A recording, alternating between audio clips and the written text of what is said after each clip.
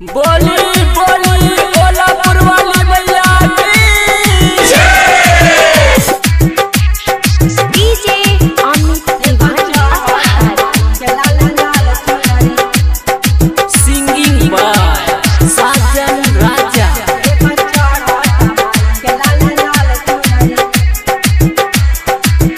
DJ पे माई के भजन बजाई के नाचल भक्त सब कमर हिलाई के। डीजे पे माई के भजन बजाई के नाचल भक्त सब कमर हिलाई के।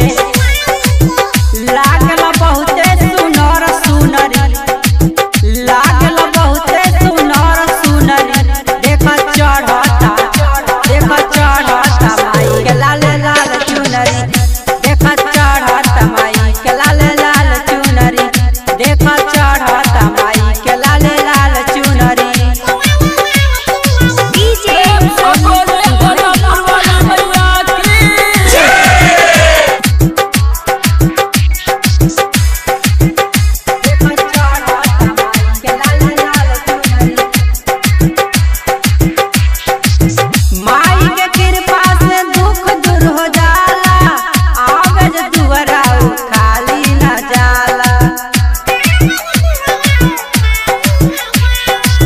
माई के कृपा से दुख दूर हो जाला, आवे जे दुआरा उ खाली न जाला।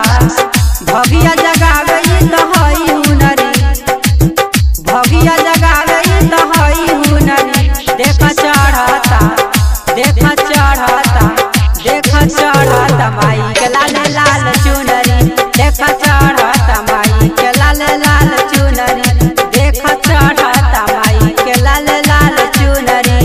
बोलो बोलो शेरा वाली मैया की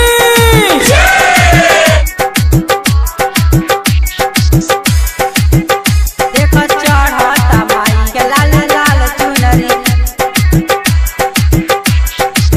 साजन राजा देख भजन के गावे हो, माई के भक्ति में सबके झुमावे हो, माई के भक्ति में सबके झुमावे हो। साजन राजा देख भजन के गावे हो, माई के भक्ति में सबके झुमावे हो।